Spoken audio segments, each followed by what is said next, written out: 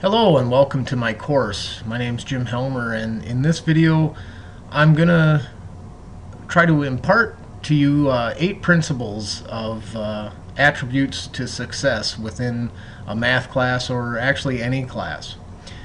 These principles have been taken from Skip Downing's on course, and the first one we're going to look at is principle number 1. What it takes to be a successful student, and that is accepting self-responsibility. Essentially, the choices that we make and the perspectives that we take on things are what are going to determine whether we're successful or not successful. Sometimes life throws curves at us, and we got to see them as opportunities instead of obstacles. A victim mindset would say, hey, you know, this happened, I had no power over it. And once you give up that power, you're decreasing your chances of success. See things as an opportunity instead of an obstacle. And that's essentially accepting self-responsibility. You know, the choices you make usually lead to the outcomes and the experiences that you have, whether they be good or bad. The next one is discovering self-motivation.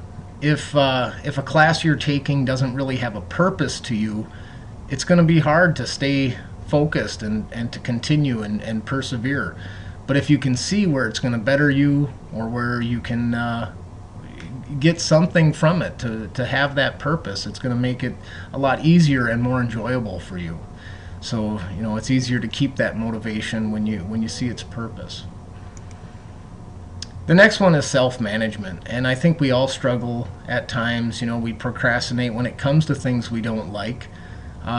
But we just have to, again, you know, change our perspective, find that motivation in learning this new material and having these experiences.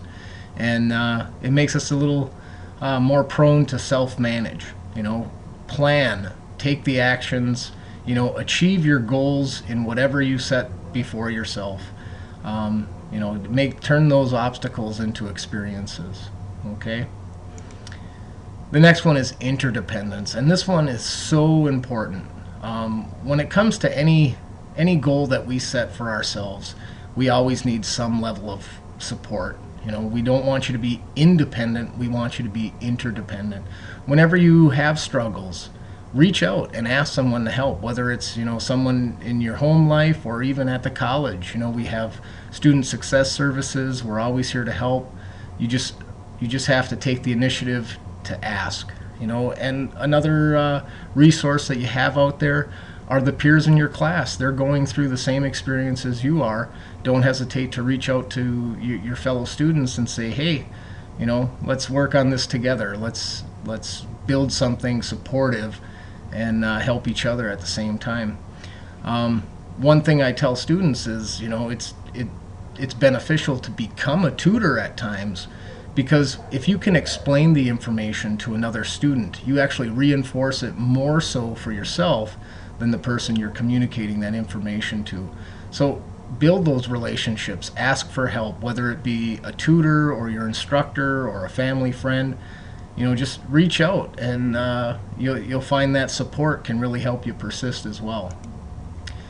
The next one is self-awareness. A lot of us, you know, we're not aware of our emotions, essentially. How we feel about something can really affect how we approach it and what we do in that, you know, subject or course or obstacle. We have to recognize how we feel about something. If we say, hey, I'm bad at math, we essentially fall into what's called a fixed mindset. And what we want to have is a growth mindset. Instead of saying I'm bad at math, you want to say, well, at this point I'm inexperienced, but I can get better. And that's the point of having a growth mindset. Keep a positive mental attitude in anything you do. Adopt lifelong learning. Essentially, every experience you have is the opportunity to learn something new. And if you can see that, it makes every challenge that you come across a new experience. And if you can approach that challenge with a positive attitude, you're going to do just fine. Always look for something new to learn in every challenge that presents itself.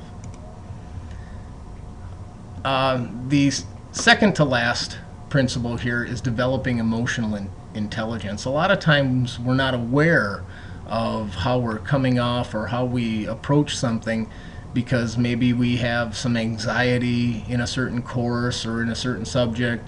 And if we're not aware of our feelings towards that, sometimes we can approach it negatively and not even be aware of it. And I'm sure, we've experienced at times where maybe you're just not in the right mood for something and it turns out to be a horrible experience. Well, if we can develop the emotional intelligence to say, hey, this is how I'm feeling right now, how do I have to approach this so that I don't have it, negatively affect me? Let's make it a positive experience. And if we're aware of our emotions, we can sometimes adjust them, take a new perspective.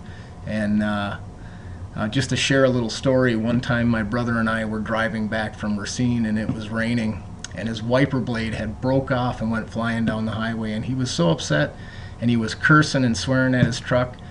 And I thought for a moment, someday we'll look back and laugh at this moment. And I thought to myself, well, why wait? And I turned to my brother and I said to him, remember that time we were driving back from Racine and your wiper broke off? And just by changing that perspective, because realizing in the future we'd be able to look back and laugh at it, we started laughing at the very moment it happened. So, it's all about your perspective. Realize what happens today and how you feel today isn't necessarily how you'll feel when you look back at the experience you had. So, if you can develop that emotional intelligence, it's going to make things a little easier to approach at times, no matter how difficult they may seem at the moment. And the last one, and the most important one, is believe in yourself. Henry Ford, I'm going to quote Henry Ford here, he once said, if you believe you can or you can't, you're correct. If you set a goal and you believe that you can achieve that goal, you will achieve that goal. You just have to persist, and sometimes you have to try and try again until you reach that goal. Don't give up, and employ that interdependence. Reach out for assistance when you need it, but know that you can do it no matter what you set your goal to be. This has been the On Course Principles from Skip Downing. I'm Jim Helmer. Thank you for listening.